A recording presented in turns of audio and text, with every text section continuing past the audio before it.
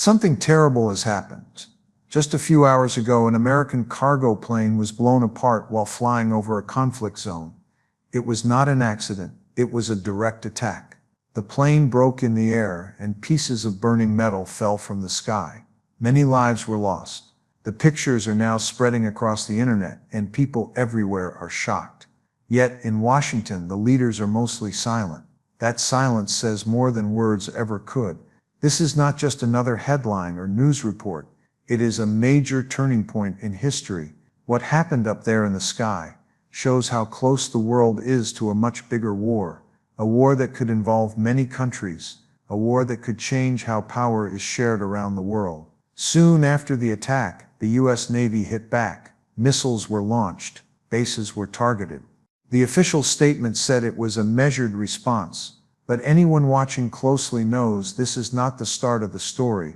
This moment is part of something much bigger, something that has been building for years, even decades. For a long time, the United States has believed it can use its military power anywhere, anytime, and that no one can challenge it. This idea has guided American foreign policy for generations, but today that belief is breaking. The world is changing. The illusion that America is untouchable is fading right before our eyes. What we are seeing now is not just a single fight. It is the slow breakdown of the system built after World War II, the system that the U.S. called the rules-based world order. That system worked for a time because America had the most power. But now other countries are rising. They have their own ideas of how the world should be run, and they are no longer afraid to show it. The important question is not whether America can win this immediate fight. The real question is whether America understands why it is fighting at all, because when a country loses sight of the reason behind its wars, it loses more than just battles, it loses direction. The people in power, the news anchors, and the official spokespersons are telling only part of the story. The rest of it, the real causes, the hidden motives, are being left out. That's why this moment is so dangerous. Because when the truth is hidden, fear and pride take over. A plane was destroyed today. The world feels shaken, but this didn't happen suddenly. It happened because of years of choices, mistakes, and arrogance. Now we must ask ourselves, how did we reach this point, and where will this road lead us next? The fall of that American cargo plane did not happen by surprise. It was not just a random act by some angry soldier. It was a clear message, a message built on years of anger, fear, and tension between nations. To understand this moment, we must look back at what led us here. For many years, the United States has been expanding its military presence all over the world. It built bases, sent ships, and signed deals with other governments to place American weapons and soldiers in many regions. Washington said it was doing this to protect freedom and keep the peace. But to the countries watching from the outside, it looked very different. To them, it looked like the U.S. was surrounding them, getting ready to control or attack if they ever resisted American rules. This slow buildup created deep mistrust. While American citizens were busy with elections, TV debates, and domestic problems, their government was quietly setting the stage for a future conflict.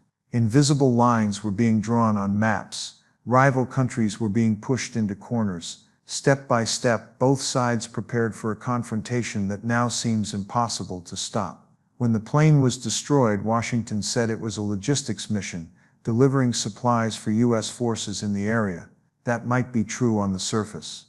But the bigger question is, why are U.S. military planes even there in the first place? Why are American forces still active in so many parts of the world, even in places that are not at war with America? The answer is simple but uncomfortable. For decades, America's leaders have believed that showing strength everywhere keeps the country safe. They think that being powerful means being protected, but that thinking no longer works. The world has changed. Other countries have grown stronger too. They see American bases near their borders not as protection but as threats. So when they strike back, they see it as defense, not aggression. That's what makes today's world so dangerous. Each side believes it is acting to protect itself. The U.S. thinks it is defending peace. The other country thinks it is defending its sovereignty. Both sides see themselves as the victim, and when that happens, nobody listens. Every act of defense looks like an attack to the other side. Now the U.S. Navy has answered with retaliatory strikes. Politicians call it necessary. But each strike only adds more fuel to the fire. Each missile makes peace harder to reach, and the world edges closer to a much bigger war. A war that no one truly wants, but no one seems able to stop. The truth is, this moment was not created overnight.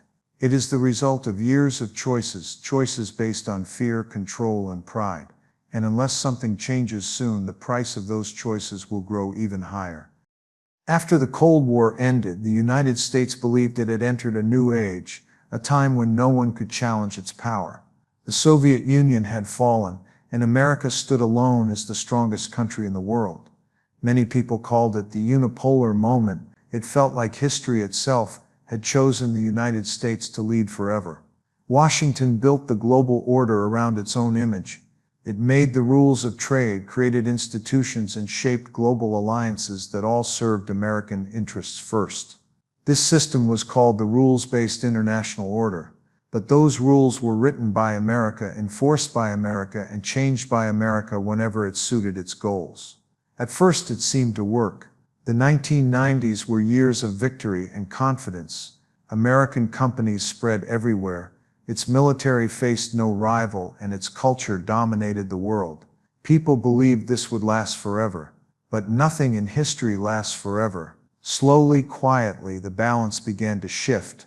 Other nations started to rise: China, Russia, India, and many smaller regional powers. They grew stronger economically, technologically, and militarily. And as they grew, they began to question why one country should decide everything for everyone else. They began building their own systems, new banks, new trade routes, new alliances. The world was changing, but Washington didn't want to admit it. The United States kept acting as if it still ruled the world alone.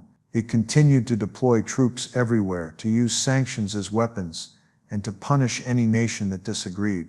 It kept believing that dominance equals safety, that being feared means being respected. But those ideas don't work in a world with many powerful nations.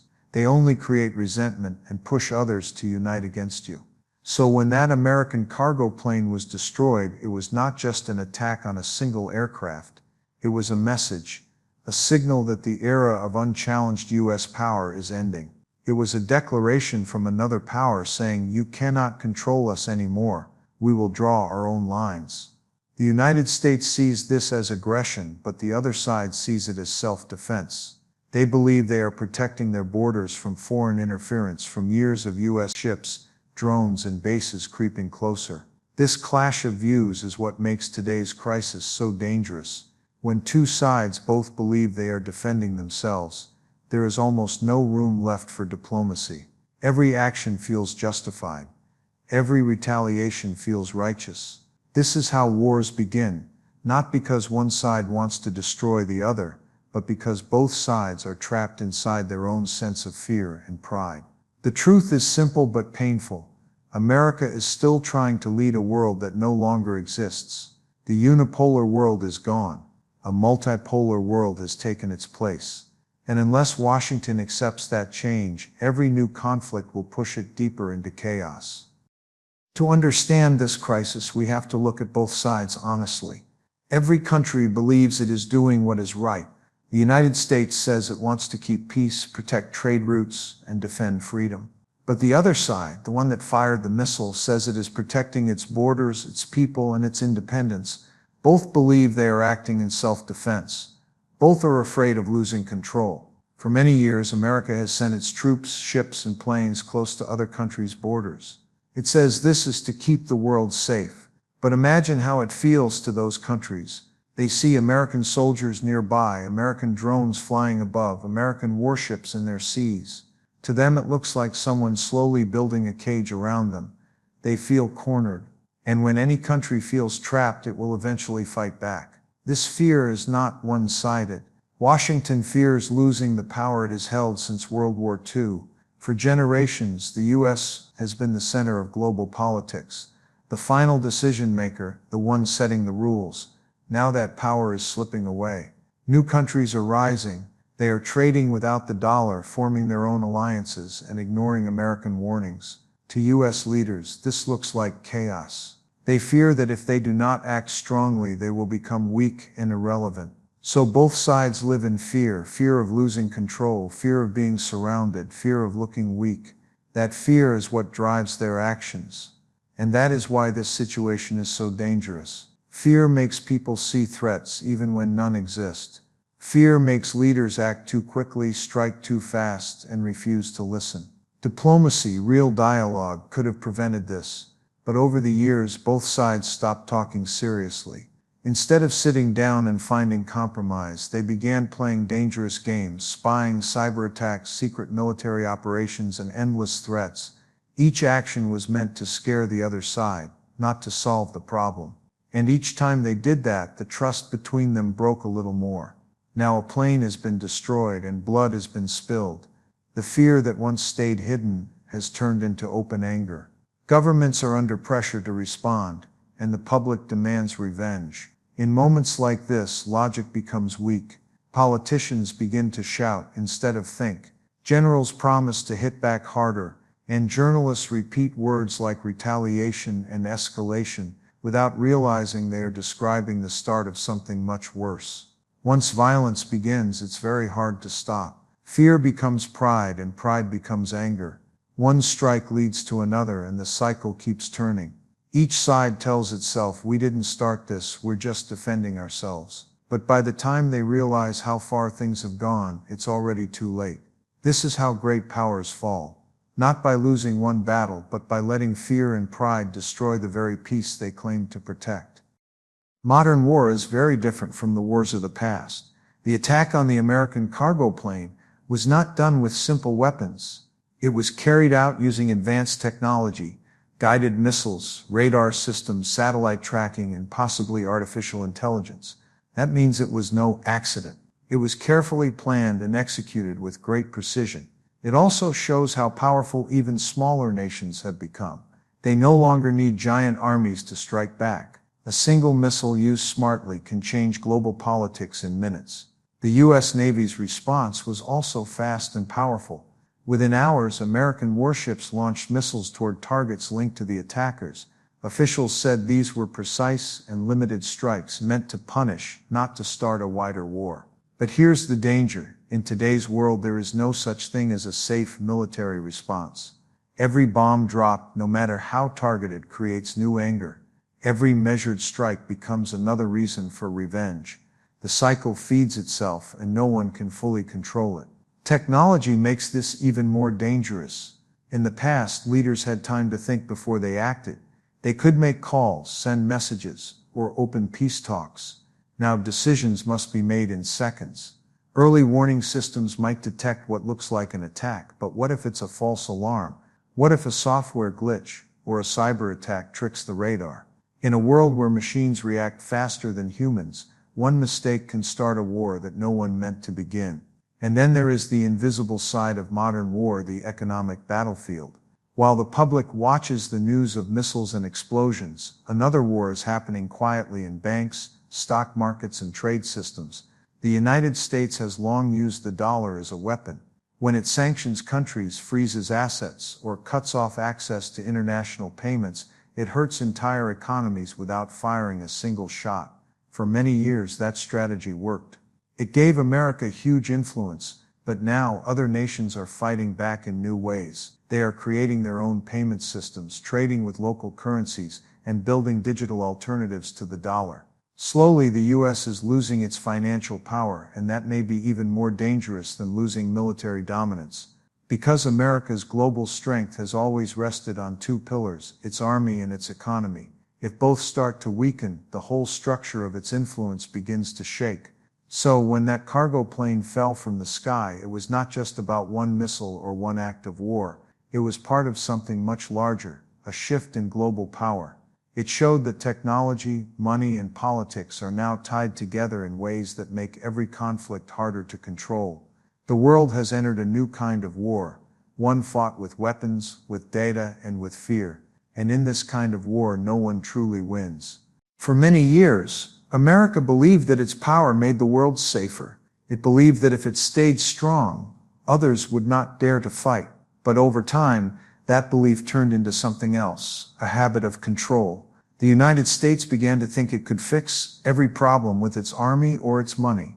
It started to believe that leadership meant dominance, not cooperation. After World War II, America built a global system with itself at the center. Many countries joined because they trusted American strength. They thought the U.S. would protect them and bring stability. And for a while, that seemed true. But over the decades, power changed from responsibility into arrogance. America started using its power not to unite, but to force others to follow. Whenever another country refused to obey, America punished it, with sanctions, with trade limits, with military threats. It stopped listening and started dictating. This made many nations angry. Some began to question whether the United States was really promoting peace or just protecting its own interests. At home, most Americans didn't see what was happening. They were told their country was defending democracy and fighting for freedom. But abroad, people saw something different. A nation that acted like a global police force, deciding who was right and who was wrong. That image created resistance. Slowly, quietly, new powers began to rise. Countries that refused to play by Washington's rules. And now, as those nations grow stronger, the U.S. is struggling to understand why the world no longer follows its lead. American leaders keep using the same old strategy: send more ships, make more threats, and impose more sanctions. But every time they do, the world moves further away. The very tools that once gave America power are now pushing others to build a world without it. History shows that great powers often fall not because they are conquered, but because they overreach. They stretch themselves too far, spend too much, fight too many wars, and believe they can never fail. That is what is happening to America now. It is not being defeated by enemies, it is being weakened by its own choices. The tragedy is that this fall was not inevitable. After the Cold War, the U.S. had a chance to create a more equal and cooperative world. It could have shared power, built trust, and worked together with others. Instead, it chose to keep control. It mistook domination for stability. And now, as the balance of power shifts, the system America built is beginning to crumble under its own weight. The fall of one plane may seem like a small event, but it is a symbol of something much larger, the slow unraveling of an empire that forgot that real strength comes not from fear, but from wisdom and restraint. When soldiers die, when planes fall, and when the flag is lowered over a coffin, emotions take control. People feel anger, sadness, and pride all at once. They want justice. They want revenge. And in that storm of emotion, reason disappears. That is what makes war so dangerous. It feeds on pride and pain until there is no space left for calm thinking. Right now, America is standing at a difficult crossroad. It can either stop and think, or it can keep climbing the same ladder of violence. Each step up that ladder feels necessary. A new strike here, a new threat there, but every step also brings it closer to disaster. History shows how easily nations fall into this trap. They don't plan for big wars. They stumble into them one small decision at a time. After this plane attack, the U.S. Navy hit back quickly. Leaders said it was the only choice. They called it defense, deterrence, and showing strength. But showing strength is not the same as being wise. Every bomb drop creates new enemies. Every act of revenge gives the other side another reason to fight back. The circle never ends. Politicians know this, but they also know how powerful emotion is. When people are angry, they don't want to hear about peace. They want action. Any leader who calls for calm gets called weak. Any general who hesitates gets replaced. And so the machine of war keeps moving forward, not because it is right, but because stopping it takes more courage than starting it. This has happened before. Many times in history, nations have gone to war believing they could control it. They thought it would be quick, clean, and victorious. But wars rarely work that way. Once they begin, they take on a life of their own. Misunderstandings grow. New alliances form. Fear spreads. And by the time the leaders realize what they've done, the world is already burning. That is the danger now. America keeps saying it must respond to protect peace, but every response makes peace harder to reach.